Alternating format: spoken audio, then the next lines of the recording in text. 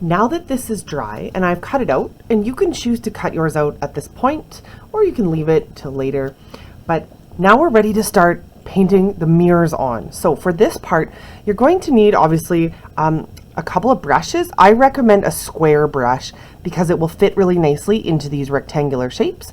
If you don't have a square brush, you can use any kind of brush and you'll make it work for you, no problem. You need something to put your paint on. Again, white, black, and your bottle color, your gray, because today we're going to be mixing to cover our underpaint. We're actually going to be putting the individual mirror tiles on our disco ball. And so we're going to need to mix a bunch of different shades of our bottle color. So remember, the color that we put right out of the container is probably our gray. It's kind of our neutral. And then we're going to add a little bit of black to make these darker colors and a little bit of white to make the highlight colors. And we're going to do this a bunch of times because really each one of these mirrors is a little bit different. So we're probably going to remix little bits of this pink over and over and over again.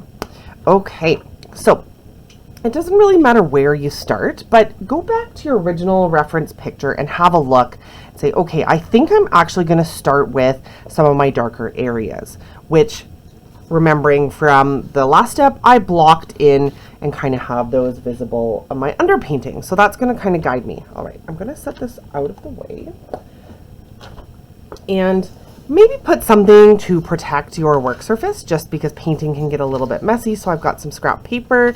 You're going to need some water and probably some paper towel and even a scrap. So I kept the scrap cardboard that was on the edge of this because I'm going to use that to test. So it's really great to have some kind of scrap lying around, even if it's just paper, so you can test your colors as you're working, just to make sure you're happy with them. All right, so let's get started. Remember, black is a really powerful pigment. So when you're mixing pink with black, take a little bit and take a little bit from the main pile and kind of mix it off to the side. We don't want to mix our whole glob of color. So we just want to mix a little bit off to the side, and you can kind of stir, stir, stir, bring more pink if you need, or more whatever color you're using, more black if you need, and stir until you're happy with kind of the color that you're getting. So I want a fairly dark shade here, so I'm going to give it a good little stir, and then I'm ready to start my first mirror. All right, here we go.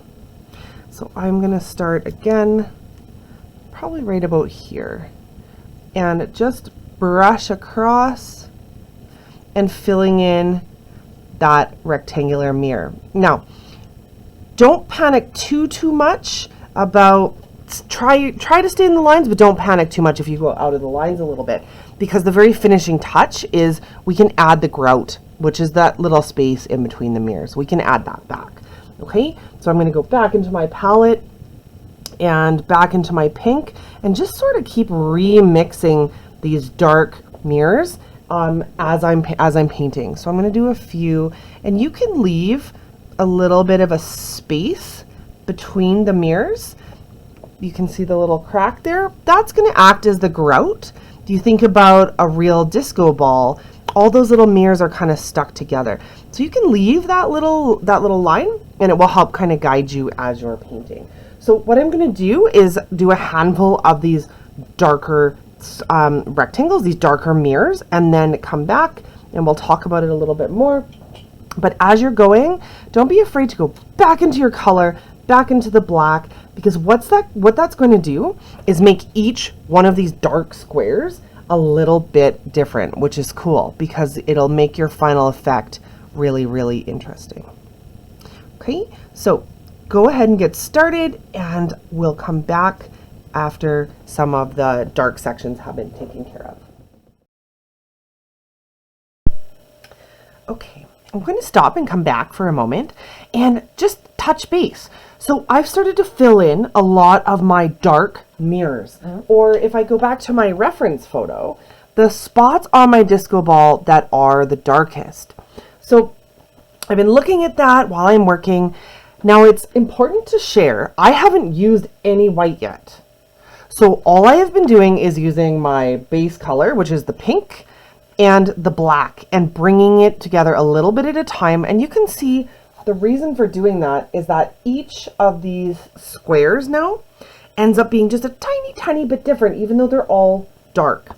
So something important to notice, if you look at the original disco ball picture, some of these mirrors actually are kind of partially dark and have a highlight on them. It's because they're mirrors, right?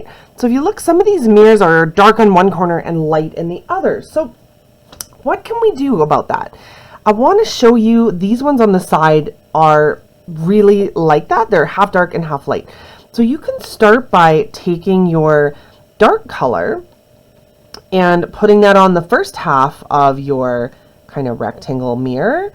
And then what you can do is clean your brush, and you can go back into the lighter color and kind of don't be afraid to turn your canvas if that works for you.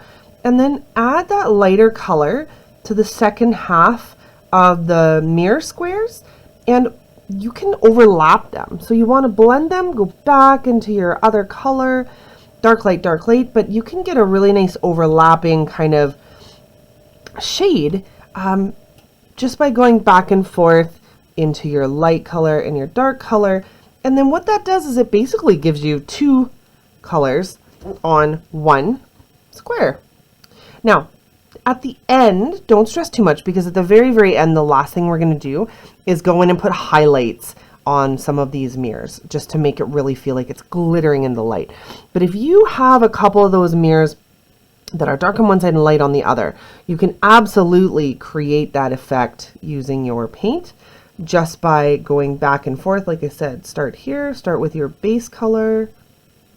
Okay, go grab a tiny bit of the black, and you can see I'll be able to add it into this one side of my mirror, effectively going from dark on one side to light on the other. Okay, all right, so clean your brush. Now the next step I think is going to be to do those middle grays, which is largely going to be just pink straight from my container. So I'm going to take my pink, and I am going to start painting some of those mirrors that are sort of that middle neutral color. They're not super dark, they're not super bright, and I'm going to start there. And feel free to, as you're going, just sort of make this your own. If you want to add now, just start to drag in a tiny bit of white, not too much because we're not doing the light areas yet, but go ahead, right? Start to make these colors interesting, make them your own, and you can do that as you're working. So I'm going to go do a bunch of these middle, kind of pink middle tones, and we'll come back in a few minutes.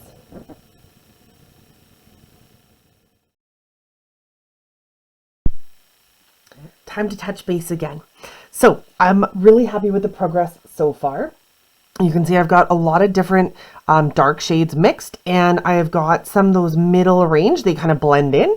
So different shades of pink. And now I'm starting to introduce some white, because my disco ball feels a little flat right now. It feels a little sleepy, and it needs some of those shiny mirrors. So this is where you really get to play around with the different colors.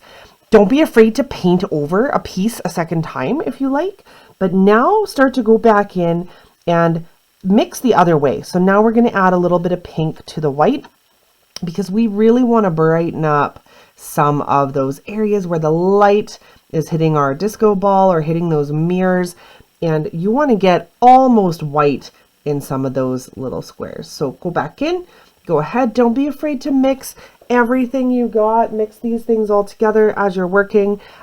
It's really a cool opportunity to do something exciting. So go ahead, start mixing your light colors and bringing those highlights to life. Again, don't be afraid to mix light and dark into one little square just by overlapping those colors. Interesting things can happen there too. So go ahead, work on that, and I'll come back at the end when I've finished painting all my mirrors in, and then we'll have a look and see where to go from there.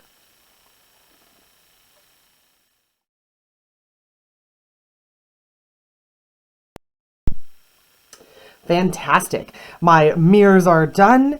I'm really happy with where I'm at. I went over some of the spots again to make them lighter or darker, and I really feel like I've got some nice balance here and it's starting to shine like an actual mirror ball. So please join me for the very final part in this tutorial, which will be to add the finishing touches, the highlights on the mirrors, the grout lines between the mirrors, to really make this feel round and sparkly like an actual disco ball.